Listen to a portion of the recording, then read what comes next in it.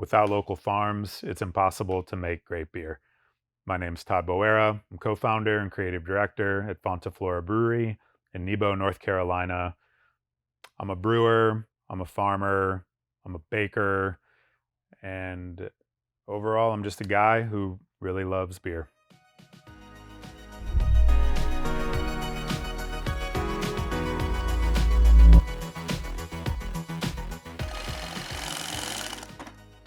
So I just started at Warren Wilson College in Swannanoa, North Carolina.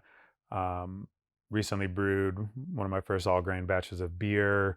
I was working on the garden there on campus and looking around, and there were pie pumpkins that we were growing as part of the garden program, and decided, hey, why not try to use these in one of my home brews? So roasted those up, and got to put those in, one of my first batches of beer. And, from there decided that, hey, I want to study agriculture. That's what that college has a strong agriculture, sustainable agriculture program. And, at some point from making that decision, my advisor, main agriculture professor, brought me into her office as kind of a temp check to see how things were going, and just had the questions of what do I plan on doing with an ag degree, which caught me off guard, and then kind of followed those up with, do you have land in your family, and do I come from money? Grew up in inner city Cleveland, Ohio. Answer to both of those was no. So it kind of left me wondering, what I was going to do with an agriculture degree. And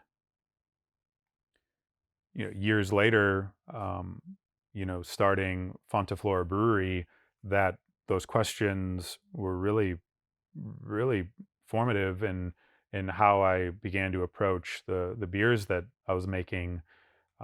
Always used local ingredients from day one, and now, going on 11 years later from opening up the original brewery, we're on a 15-acre farm in Nebo, North Carolina, and we're able to kind of take the idea of local agriculture to even a more intimate level with us, growing ingredients here.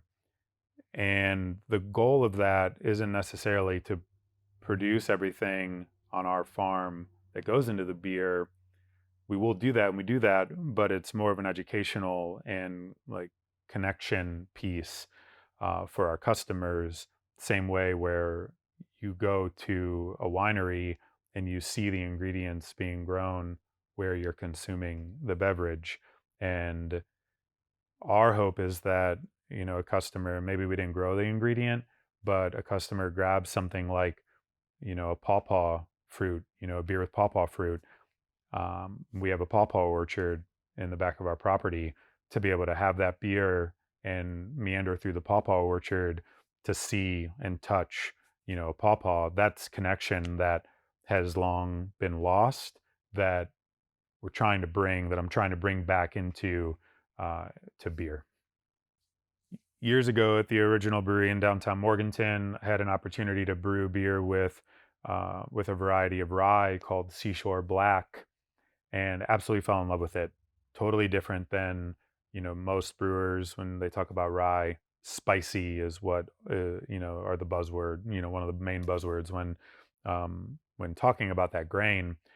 This variety of rye, nothing like that. Tons of, honestly, like marshmallow, huge notes of marshmallow coming out of the mash when I first brewed beer with that grain, probably back in 2014 or 15.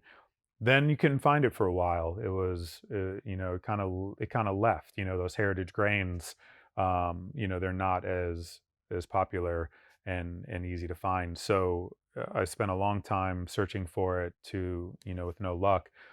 Then a few years ago, it kind of resurfaced, grown by a farmer in the eastern part of North Carolina, and we've been able to start incorporating that rye back into some beers. And right now, as an example, you can, it's a beer that we do called Specks of Sand. It's an amber lager, an amber rye lager with, with Seashore Black Rye, and you can have the beer in our tasting room here at our farm location and step outside, and there's a plot of the very same rye that will be blowing in the wind. And that, again, going back to that connectivity, to be able to hold that glass of beer in your hand and look in the field at the exact same ingredient that makes the beer so important is something that isn't available in a lot of different places, even restaurants for that matter. So it's a really cool and impactful thing for us to be able to showcase that. Simply put, ingredients are everything. It's what keeps this place and myself inspired to keep on striving for more. We talked the rye out in the field last year. I grew a variety of wheat called Red Turkey. Similar story, and got to see that whole experience through, from planting the seed to harvesting it by hand out in the field, to threshing it and then milling that grain and then making beer with it. And that is that is everything. The moment where all of that effort, seeing that grain go from being planted to harvested to milled to put back in a beer, was was emotional, and is what keeps me looking for more out in the field, out in the woods, in Appalachia, in North Carolina, in the Southeast, to find ingredients that no one is talking about or don't know about or afraid to use because they don't know how to use it.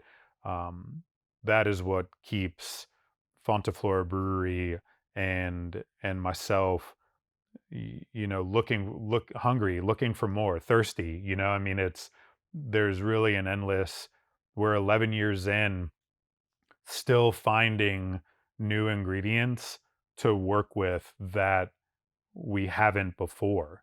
So there's an endless sort of canvas out there, and I don't see it stopping anytime soon. It's just too much fun, and the results are just too damn delicious. If you want to learn more about our mission, please check our website out, faunaflora.com, and Fauna Flora Brew, Instagram and Facebook.